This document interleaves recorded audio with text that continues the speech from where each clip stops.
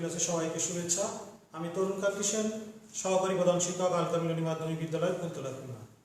আমি আজ তোমাদের নবম শ্রেণীর পদার্থবিজ্ঞানের ষষ্ঠ অধ্যায় বস্তুর উপর তাপের প্রভাব পর্ব 3 অর্থাৎ আজকে শেষ পর্ব। আজকে আমি এই অধ্যায়ের সর্বশেষ পর্যন্ত আমি তোমাদেরকে দেখিয়ে দেব।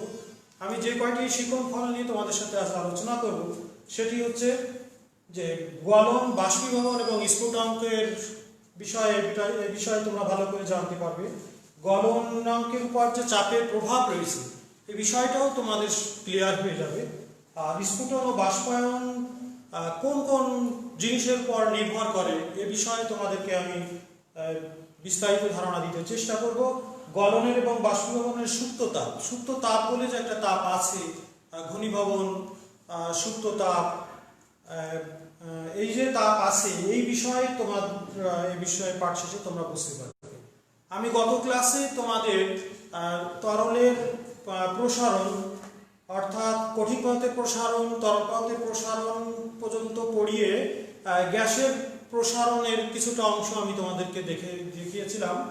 আজ আমি তার পর থেকে কিছু অংশ, যেটা অংশ বাকি ছিল আমি সেই অংশটাও তোমাদের সাথে শেয়ার করব। বলা ছিল যে কঠিন পদার্থের তো আকার আছে, তার যে দৈর্ঘ্য প্রসারণ হয়, তাপ দিলে সে দৈর্ঘ্য বৃদ্ধি পায়, এটা আমরা বুঝতে পারি, দেখে বোঝা যায়। এটার বাস্তব উদাহরণ ছিল রেল লাইনের উপর দিয়ে রেল যখন যায় তখন ওই রেল লাইনের মাঝে মাঝে ফাঁকা রাখা হয়, কারণ রেলের চাকা এবং রেলের পাটি তো দুটোই ধাতব পদার্থ, তাদের যে দ্রুত চলনের ক্ষেত্রে তাদের তাপ বৃদ্ধি পেয়ে রেল লাইন বেঁকে যেতে পারে। এর জন্য মাঝে মাঝে ফাঁকা রাখা হয় যে তার দৈর্ঘ্য বৃদ্ধি পায়। এটা আমরা জানি যে বাস্তব এরকম একটা উদাহরণ আমাদের কাছে রয়েছে। তরল পদার্থের প্রসারণ ক্ষেত্রে আমি তোমাদেরকে বলেছিলাম যে পাত্রের প্রসারণ আগে হয়, তারপর সে তরলটার নিচে নামে, তারপরে তার প্রকৃত প্রসারণ হয় যেখান থেকে পাত্রের প্রসারণটাকে বিবেচনা করেছে সেইগুলো। আমি মনে হয় তোমরা বুঝতে পারছো গত ক্লাসের ঘটনাটা। আর গ্যাসের প্রসারণের ক্ষেত্রে বলবো যে এর না আছে নির্দিষ্ট আকার, না আছে নির্দিষ্ট আয়তন, শুধুমাত্র এর ওজন আছে। এখন আমরা 100 গ্রাম বা 5 গ্রাম যদি বায়ু নিই, তাকে একটা বড় পাত্রেও যেমন আমরা রাখতে পারি, ইচ্ছা করলে চাপ প্রয়োগ করে তাকে আমি ছোট পাত্রেও রাখতে পারবো। তাহলে এই ক্ষেত্রে আমরা যাদের গ্যাসীয় পদার্থ, এই গ্যাসীয় পদার্থগুলোর আমি কিভাবে প্রসারণ বিবেচনা আনবো।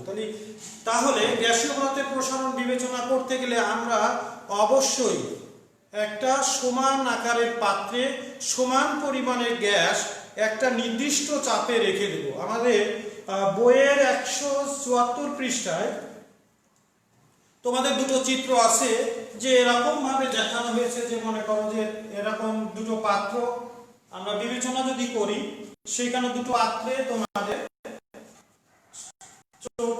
এই পাত্রে তোমাদের সমান পরিমাণে গ্যাস রেখে একই উচ্চতায় কোনো ভারী পিস্টন দ্বারা আমরা এদেরকে যদি আটকে রাখি, তাহলে আমরা এই উচ্চতাটার লেভেল দেখবো যে একই রয়েছে। যদি এই পাত্রটাকে কোনো কায়দায় তাপ প্রদান করা সম্ভব হয়, তাহলে দেখা যাবে যে উচ্চতা বেড়ে গেছে। এ দিয়ে আমরা বুঝতে পারি যে বায়ু পদার্থের প্রসারণ হয়েছে। আচ্ছা, তাহলে আমরা এই যে বায়ু পদার্থের প্রসারণ হলো, এইটাকে আমরা যদি সঠিকভাবে ব্যাখ্যা দিই, তা তোমরা পরবর্তী ক্লাসে জানবে। বয়েলস এবং চার্লস নামে দুইজন বিজ্ঞানী আছে, যারা এই গ্যাসীয় পদার্থের প্রসারণ সম্পর্কে তারা একটা সূত্র প্রণয়ন করেছিলেন, এবং সেই সূত্রের সাহায্যে এর যে প্রসারণ সহগ বের করতে হয়। তোমরা আগের পাঠে দেখেছো যে তরল পদার্থের প্রসারণ সহগ, দৈর্ঘ্য প্রসারণ সহগ, আর কঠিন পদার্থের এটা যেমন ছিল তরল পদার্থের প্রসারণ সহগ বের করতে, তাদের সেই সূত্রটি আমি লিখব যে গ্যাসীয় পদার্থের প্রসারণ সহগ কিভাবে তিনি বের করেছিলেন, যে PV = nRT। এটা আমি আগেই বলেছি, চার্লস এবং বয়েলসের সূত্র। তোমরা ইন্টারমিডিয়েটে তোমরা এটা ডিটেইলস পেয়ে যাবে। তার সূত্রের সাহায্যে আমরা আজ এই গ্যাসীয় পদার্থের প্রসারণের সহগ আমরা বের করতে পারবো। তাহলে PV = nRT, এখানে P হলো চাপ, V হলো আয়তন, N হলো গ্যাসের পরিমাণ। এটা অবশ্যই যদি আমরা যে কোনো ক্লোরিন নেই, তাহলে Cl2 ওর আণবিক ভর 35.5 দিয়ে গুণ করে দিব। রসায়নের ভাষায় আমরা জানি সে মোলের পরিমাণ, আর হলো ধ্রুবক সংখ্যা, T হলো তাপমাত্রা। তাহলে এই সূত্রের সাহায্যে তিনি কিভাবে করেছিলেন আমরা একটু শেয়ার করি বইয়ের সাথে। আমরা দেখো যে এখন আমরা বলবো যে গ্যাসের প্রসারণ সহগ বের করতে একটি নির্দিষ্ট চাপে T1 তাপমাত্রায় গ্যাসের আয়তন, মনে করি এটা আমরা T1 তাপমাত্রায় V1 আয়তন যদি বৃদ্ধি পায়, তার মানে PV1, আমরা যদি PV1 n আর T1 আর PV2 n আর T2 এইভাবে রাখি, তাহলে তোমাদের এই যে যদি আমরা এটা পার্থক্য করি তাহলে আমরা দেখতে পাবো যে n আর p এখানে কমন আছে, তাহলে V1 V2 n আর t কমন থাকলে T1 T2। এভাবে আমরা যদি এ পক্ষে PV1 দিয়ে এবং এ পক্ষে n আর t দিয়ে ভাগ করে দেই, তাহলে কিন্তু আমাদের একটা সূত্র এসে দাঁড়াবে যে V2 V1, এ পাশে আমি কি বলেছি যে PV1 দিয়ে ভাগ করব, তাহলে কিন্তু আমাদের V1 V2 V1, আর এ পাশে আমরা n আর t দিয়ে n আর t উঠে যাবে, আমরা শুধু n আর T1 দিয়ে ভাগ করব, তাহলে এটা পার্থক্যটা যেহেতু এটা বড় এটা ছোট পরে লিখতে হবে, তাহলে V2 V1 এটা তো তাই লিখি আমরা, তাহলে সুবিধা হবে V2 V1 V1। তাহলে আমরা বলেছি যে এই পাশে আমরা PV1 দিয়ে ভাগ করব, এই পাশে n আর T1 দিয়ে যদি ভাগ করি তাহলে আমাকে T2 T1 divided by T1 এরকম একটি ইকুয়েশন আমাদের এসে যাবে। তাহলে এ থেকে বিজ্ঞানী চার্লস এবং বয়েলস দেখিয়েছেন যে এই দুটোকে যদি আমরা আবার ভাগ করি, অর্থাৎ V2 V1 by V1 divided by যদি T2 T1 লিখি, তাহলে এটা একটা তোমাদের এই পাশে জিনিস যেটা থাকবে সেটা হলো 1/T1। এই 1/T1 কে বলা হয়েছে যে এই জিনিসটার পরিবর্তে আমরা সেই গ্যাসীয় পদার্থের প্রসারণটা আমরা বেটা পি প্রেসার বেটা পি আমরা লিখতে পারি চাপ 1/T1, এটা আমরা লিখতে পারি। তাহলে এ থেকে আমরা বুঝলাম যে গ্যাসীয় পদার্থের প্রসারণের সম্পর্কে চার্লস বয়েলসের সূত্রের সাহায্যে আমরা গ্যাসীয় পদার্থের প্রসারণ সহগ এগুলো আমরা দেখতে পেলাম। এখন আমি তোমাদের আজকের যে পার্ট আমি দেখাতে চেষ্টা করব সেটা হলো পদার্থের অবস্থার পরিবর্তনে তাপের প্রভাব। পদার্থকে তাপ দিলে, কঠিন পদার্থকে তাপ দিলে প্রথমে কি হবে? তরলকে তাপ দিলে সে বাষ্পে পরিণত, কঠিন পদার্থকে তাপ দিয়ে আমরা লোহার মতো জিনিসকেও আমরা তরলে পরিণত করতে পারি। তরলকে যদি আমরা তাপ দিই তাহলে তাকে বাষ্পে পরিণত করতে পারি। এটা আমরা অনেক ছোট থাকতেই বা পারিপার্শ্বিক অবস্থার পরিপ্রেক্ষিতে আমরা সবাই দেখেছি যে বরফ, তোমরা যে আইসক্রিম খাও, বরফ সহজে গলে যায়, তাকে আমরা পানিকে তাপ দিলে বাষ্পে পরিণত হয়। এর সাধারণ ব্যাপারটা আমাদের কিন্তু সবার মাথায় থাকে, কিন্তু এর মধ্যে কিছু একটা জিনিস রয়েছে যে যেমন সুপ্ত তাপ, বাষ্পীভবনের যে সুপ্ত তাপ, এইগুলো যে একটা বিষয় রয়েছে, এই বিষয়টা আমি তোমাদের সাথে শেয়ার করার চেষ্টা করব। একটা কঠিন পদার্থকে যখন তাপ দেওয়া হয়, তাপমাত্রা বাড়ানোর পর তাহলে তরল হবে। তাপমাত্রা একটা নির্দিষ্ট মানে পৌঁছালে কঠিন পদার্থটি গলতে শুরু করবে। আমরা একটা বড় কোনো কঠিন পদার্থের কথা যদি চিন্তা করি, বা সে পানির কথাই বরফ, যে কঠিন অবস্থায় থাকে বরফ, যেগুলো কঠিন অবস্থায় বরফ থাকলে যেগুলো ইটের মতো বা লোহার মতো শক্ত বলে মনে হয়, এই বরফের তাপমাত্রাটা কি অবস্থায় পরিবর্তন হয় দেখো। যত সময় পর্যন্ত না বরফটা গলে সম্পূর্ণ বরফটা গলেই তরলে পরিণত হবে, তত সময় পর্যন্ত কিন্তু তার তাপমাত্রার কোনো আর পরিবর্তন হবে না। তাহলে আমরা এই যে বললাম যে যত সময় পর্যন্ত আমরা তাপটা দিব, তরলে পরিণত, সব বরফ গলে তরলে পরিণত হবে, তত সময় পর্যন্ত তার কোনো পরিবর্তন হবে না। তাহলে এই গলন চলাকালীন নির্দিষ্ট গলনাঙ্কে আমাদের বইয়ের ভাষায় আছে যে গলন চলাকালীন নির্দিষ্ট গলনাঙ্কে, মানে আমরা তো বরফ গলে পানি হলো, যে পরিমাণ তাপ দিয়ে পুরো কঠিন পদার্থকে রূপান্তর করা হলো, এই গলনের একটা সুপ্ত তাপ রয়েছে। এই যে বরফ গলে, সম্পূর্ণ বরফ গলে পানিতে পরিণত হলো, এর একটা সুপ্ত তাপ রয়েছে। একবার পুরো কঠিন পদার্থটি তরলে পরিণত হওয়ার পর তাপমাত্রা, এবার তুমি তাপমাত্রা দাও, তরলে পরিণত হলো, তাপমাত্রা দিলে সে তরল এবার কি করবে, বাষ্পে পরিণত হতে দেবে, ফুটতে শুরু করবে। তাপমাত্রা বাড়তে বাড়তে একসময় পদার্থটি গ্যাসে পরিবর্তন হতে শুরু করবে। এই প্রক্রিয়াটির নাম আমরা বলেছি বাষ্পীভবন। আমরা সবাই বুঝি যে তরলকে তাপ দিলে, পানিকে তাপ দিলে বাষ্প হতে শুরু করে, কিন্তু বাষ্প হতে যখন শুরু করে তখন যদি আমরা থার্মোমিটার দিয়ে ওটাকে আমরা তাপমাত্রা মাপার ব্যবস্থা করি, তাহলে দেখা যাবে যে যত সময় পর্যন্ত না সমস্ত তরল পদার্থটা তোমার বাষ্পে পরিণত হচ্ছে, তত সময় পর্যন্ত সে নতুন কোনো তাপ আর সে নেবে না, নতুন কোনো তাপমাত্রার কোনো পার্থক্য আমরা দেখতে পাবো না। তাহলে এই যে ব্যাপারটা কিন্তু আমরা ওভারলুক করে যাই। আমরা জানি যে বরফ গলে তরল হয়, তরল থেকে বাষ্প হয়, কিন্তু এই যে সম্পূর্ণ বরফ না গললে তার মধ্যে একটা সুপ্ত তাপ থাকে, আর সম্পূর্ণ বাষ্প হওয়ার পরে সম্পূর্ণ বাষ্পে পরিবর্তন না হওয়া পর্যন্ত তার তরলের কোনো পরিবর্তন, মানে তার তাপমাত্রা সে নেবে না। কখন নেবে? যখন সম্পূর্ণ বাষ্পে পরিণত হলো, মনে করো আমি কোনো আবদ্ধ পাত্রে তাকে বাষ্পে পরিণত করলাম, তার তাপমাত্রা বাড়াতে হবে। বাষ্প হলো 100 ডিগ্রি সেন্টিগ্রেড তাপমাত্রায়, এইবার ওর বেশি তাপ আমি সেই বাষ্পকে দিব, তখন সে পরে নেবে। এইটা লাগে বাষ্পীভবনের সূত্রতা। গলনের একটা সূত্রতাপ ছিল, বাষ্পীভবনেরও একটা সূত্রতাপ। তাহলে কঠিন থেকে বাষ্প পর্যন্ত যেতে কয়বার আগে ছিল? কঠিন, তরল, বায়ু।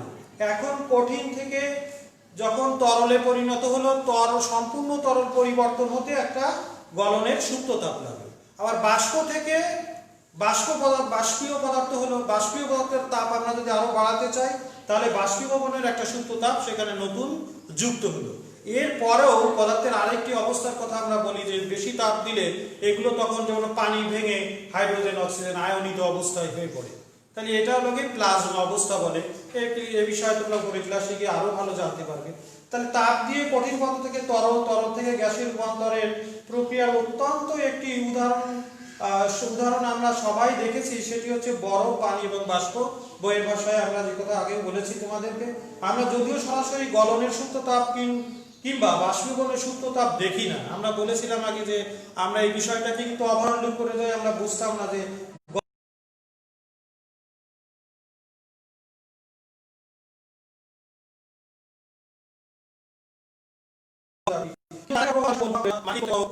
গরম লাগছে, আমরা বাইরে যখন আসি তখন আমাদের মনে হয় একটু শীতল মতো শরীরটা লাগছে, কারণ বাষ্পীভবনের ফলেই সেটা আমাদের শরীর থেকে জলীয় বাষ্পটা চলে যাবে খোলা জায়গায় এসে, এই যে বাষ্পীভবনের সূত্রতাপটুকু শরীর থেকে নিয়ে নেয় এবং আমাদের শরীরটাকে শীতল করে। তাপ দিয়ে কঠিন পদার্থ থেকে তরল, তরল থেকে গ্যাসে যে রূপান্তর করা হয় তার উল্টো প্রক্রিয়াটিও কিন্তু ঘটে। তাপ সরিয়ে নিলে বাষ্প, তরল, তরল আবার কঠিন পদার্থে পরিণত হয়। এরকম ঘটনা আমরা মোটামুটি সবাই পরিচিত হলাম। এখন বলা হচ্ছে যে আমরা বাষ্পীভবনের, আজকে আমাদের যেহেতু গ্যাসীয় পদার্থের প্রসারণ নিয়ে আলোচনা ছিল, তারপরে বাষ্পীভবন যে হলো, যে বাষ্পায়ন, আমরা কঠিন পদার্থ বাষ্প পরিণত করব। এখন কি করলে, মনে করো যে তোমরা হাঁড়িতে রান্না করছে, এই অবস্থায় যদি আমরা হাওয়া দিই তাহলে কি হবে, যে বাষ্প যত সরে যাবে, মানে যদি আমরা বাতাসের সাহায্যে, বাতাসের প্রবাহ দিয়ে জলীয় বাষ্প উড়াই দিই, তাহলে তত তাড়াতাড়ি ওই জিনিসটা আরো ফুটতে শুরু করে। এইটা লোকে বলা হচ্ছে যে বাষ্পীয় ভবনের বাষ্পায়নের কিছুটা পারিপার্শ্বিকের উপর নির্ভর করে। সেটা লাগে বাতাসের প্রবাহ, 4টা জিনিস 5টা জিনিসের উপর এরকম নির্ভর করে। বাতাসের প্রবাহ একটা জিনিস, তরলের পরিভাগের ক্ষেত্রফল। আমরা যদি বড় একটা পাত্রে তরল পদার্থকে ফুটাবো, আবার একটা ছোট পাত্রে তরল পদার্থকে ফুটাবো, যার পাত্র মানে যত বড় মুখ থাকবে তার বাষ্পীয় ভবন কিন্তু তত তাড়াতাড়ি হবে। তাহলে সেখানে চাপের একটা প্রভাব আছে, তো এই জন্য কিন্তু এরকম ঘটনা ঘটে, বেশি জায়গায় বেশি চাপ পায়। তরলের প্রকৃতি, তরলের স্ফুটনাঙ্ক যদি কম হয়, মানে কম তাপমাত্রায় যেসব তরল পদার্থ ফুটতে শুরু করে তাদের বাষ্পায়ন বেশি হয়। উদ্বায়ী তরলের বাষ্পায়ন সবচেয়ে বেশি। বাতাসের চাপ যত কম হবে বাষ্পায়নের হার তত বেশি হবে। শূন্যস্থানে বাষ্পায়নের হার সবচেয়ে বেশি।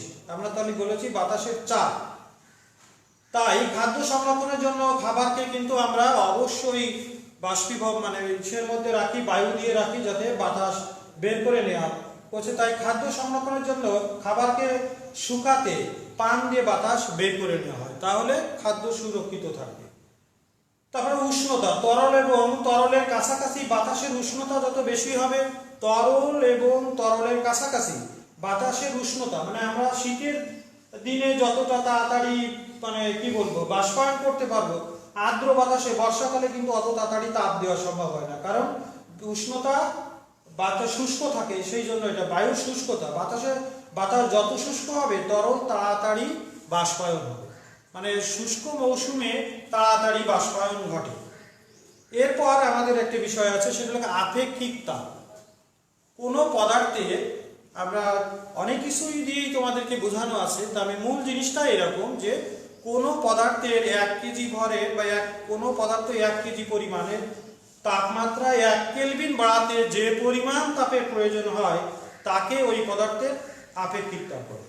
এই যে 1 কেজি পদার্থের তাপমাত্রা 1 কেলভিন বাড়াতে যে পরিমাণ তাপের প্রয়োজন হচ্ছে সেটি হচ্ছে ওই পদার্থের আপেক্ষিক তাপ। অর্থাৎ যদি m ভর বিশিষ্ট কোনো বস্তুর তাপমাত্রা 1 কেলভিন বাড়াতে যে পরিমাণ তাপের প্রয়োজন হয় তাকে ওই পদার্থের 1 কেজি ভরের তাপমাত্রাকে ওই পদার্থের আপেক্ষিক তাপ। আপেক্ষিক তাপকে যদি আমরা কিউ দিয়ে প্রকাশ করি তাহলে ms ডেল্টা থিটা বলি আমরা, কিন্তু এই তোমাদের বইতে এটা নাই, T2 বিয়োগ T1 তাপমাত্রা পার্থক্য। তাইলে এই যে আপেক্ষিক তাপ, এই আপেক্ষিক তাপটা আমরা যদি এই পাশে এইভাবে লিখি যে ms T2 minus T1 equal to Q, তাহলে s আপেক্ষিক তাপ হবে Q by m T2 minus T1। এইভাবে আমরা মোটামুটি আপেক্ষিক তাপ তাহলে আমরা কিভাবে পেলাম যে 1 কেজি পদার্থের তাপমাত্রা 1 কেলভিন বাড়াতে যে পরিমাণ তাপের প্রয়োজন হয়, মানে তাপমাত্রার অবশ্যই পার্থক্য হবে, যে মনে করো T1 আছে, T2 তাপমাত্রায় উঠাতে হলো, তাপমাত্রার পার্থক্য হলো, এই পরিমাণ তাপ ওই পদার্থের আপেক্ষিক তাপ বলে। তাপ ধারণ ক্ষমতা, আপেক্ষিক তাপের সাথে তাপ ধারণ ক্ষমতা বলে একটা জিনিস রয়েছে, যে একটা বস্তুর তাপমাত্রায় 1 কেলভিন বাড়াতে যত তাপের প্রয়োজন হয় সেটা হলো ওই বস্তুর তাপ ধারণ ক্ষমতা। তাপ ধারণ ক্ষমতাকে C দিয়ে প্রকাশ করে, C equal to ms।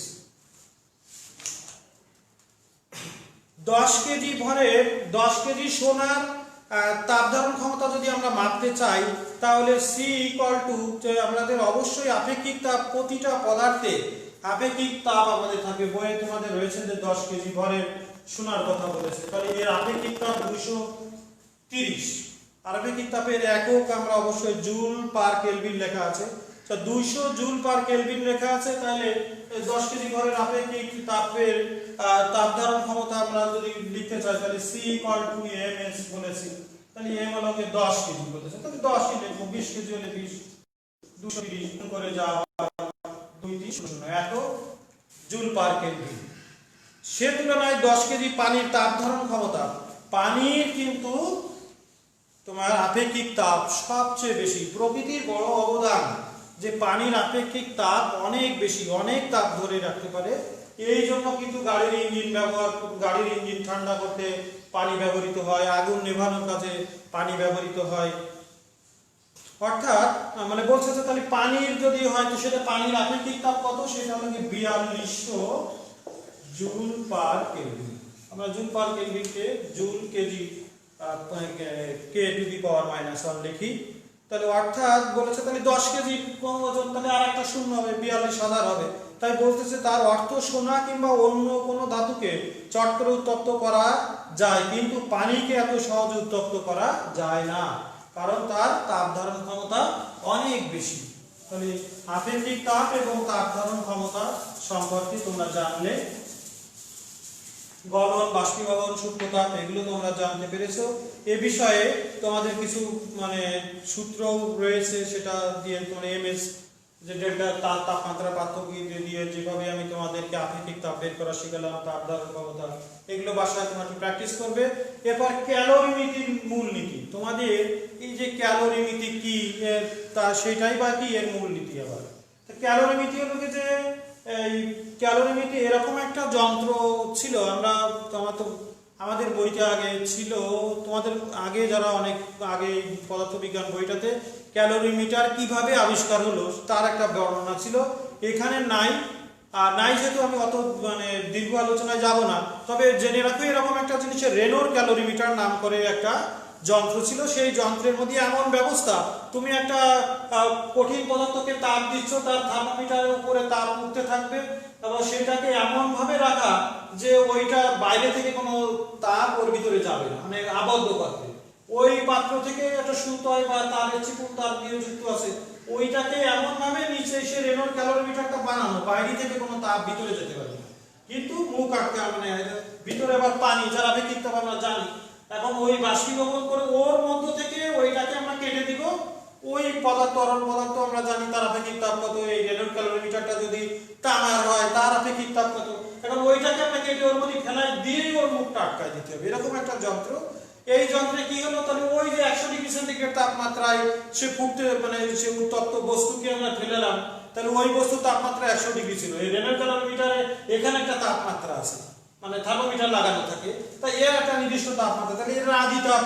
এইবার ওই গরম জিনিসটা তরলের মধ্যে ফেলানোর ফলে, পানির মধ্যে ফেলানোর ফলে তাপমাত্রা থার্মোমিটারে বাড়তে থাকতে একটা নির্দিষ্ট তাপ আমরা ওখানে দেখতে পাবো, মিশ্রণের তাপমাত্রা, যা আর উপরে উঠতেছে না, এর অনেকক্ষণ পরে হয়তো আবার নামতে থাকবে। তাই মিশ্রণের তাপমাত্রা আমরা একটা পেয়ে যাবো। এরকম করে বলা হয়েছে যে এই দুটো জিনিস যদি হয়, একটা অনেক গরম এবং একটা অনেক ঠান্ডা, এরকম যদি দুটো জিনিস হয় তাকে যদি আমরা মিশাই, তাহলে কি করবে, একজন তাপ দেবে একজন তাপ নেবে।